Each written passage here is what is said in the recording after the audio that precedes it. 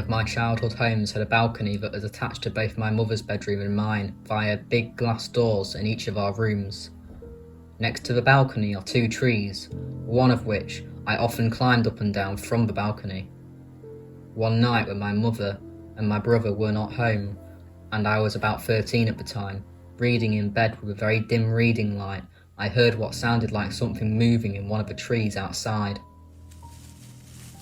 But this didn't worry me, as possums and bats are very common in our area. Now, I had thin curtains on the glass doors that separated my room and the balcony, and the doors facing outwards from the street, where the street lamp was always visible through my curtains.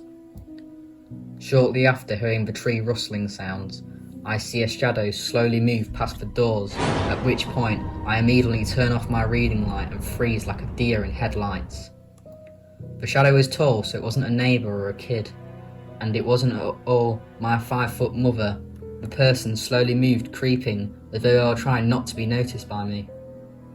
They wouldn't likely be able to see into my room, but I could see them thanks to the street lights behind them. They moved past my doors out of sight. I sat unable to move or even think about what was going to happen, so I just stayed absolutely still. That is until I heard another sound, the sound of someone trying to open a glass door. My mum's doors to the balcony. I didn't know if she had locked them or not, but I wasn't taking any chances, so I moved as quickly and as silently as I possibly could, and locked my bedroom door. I heard the person jiggling with the glass door handle, but it sounded like the doors were not opening. I felt relief. This person surely couldn't get in. All I had to do was wait for them to realise that, and they would leave, right? Well, I heard light footsteps moving back along the balcony to my set of glass doors, until I saw his shadow stop directly in front of them. Again I froze. He couldn't see me. He couldn't actually know I saw him, right? I saw a shadow of a hand reach to the door handle, and my heart stopped.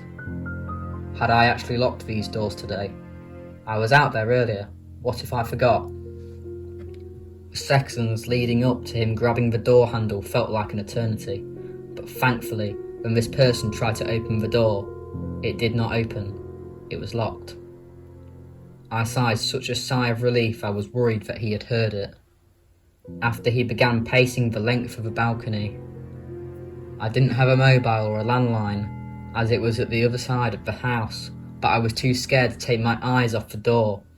I was silently crying and praying that he would just leave. Suddenly I heard him stop moving and he said, "I could just break the glass, you know." Before I could even process this, I saw a car headlights turn around the corner of my street and then stop at our property gate. My mum was home. A person on the balcony moved out of sight and I heard a loud thump as they jumped off it. When my mum came inside, I was hysterical, barely coherent in telling her what happened. Eventually I got the message across and she called the police. They never found or caught anyone, but a neighbour reported a truck in the street that matched the description of a truck that had been reported recently for attempting child abductions near my school a block away. I was a kid at this time, maybe around 10 years old, and I was babysitting my 7-year-old sister. We grew up near an insane asylum, and every now and then we'd get an escapee in our yard. They'd walk off the grounds and head through the woods towards the nearest big town.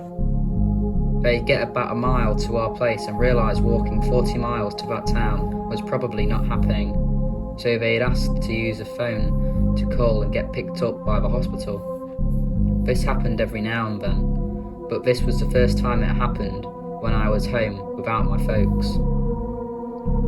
The woman arrived in our driveway and she wanted me to call the hospital to pick her up, but she also asked me if I had some matches, presumably to light a cigarette.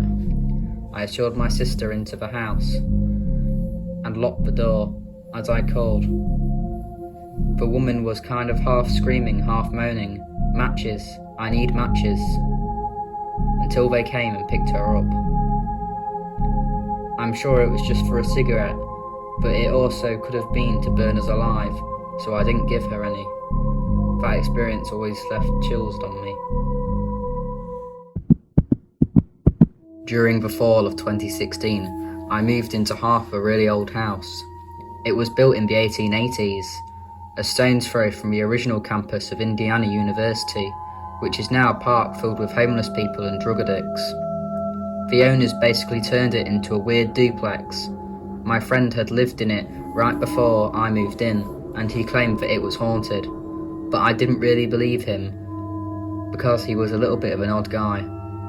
Anyways, the layout of the house was weird.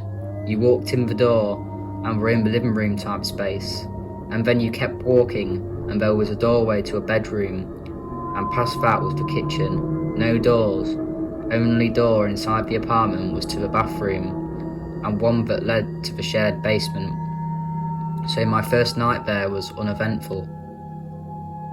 I was a little uncomfortable because I hadn't lived by myself in a long time, and was just feeling lonely and on edge.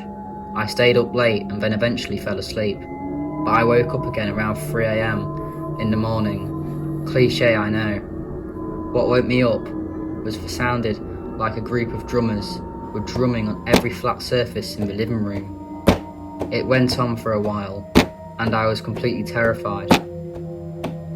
It was just a cacophony of sound.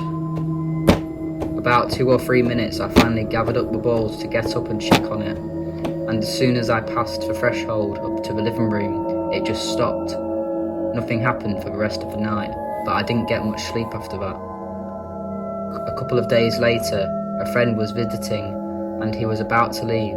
We were standing by the front door, next to a bookshelf, and I told him about how I was having trouble sleeping, and the story from the first night. As I was saying this, a book threw itself off the bookshelf, and onto the floor 3 feet away. It had to fly past the dresser. The shelf was perched and landed between the two of us. He just gave me a creeped out look and said he had to go. I don't blame him. Eventually I asked the guy in the other half what was up, as he had lived there for 8 years. He told me that noon stayed longer than a year, and they all reported the same shit. For whatever reason, he had said nothing ever happened on his side, which doesn't make sense, but there it is.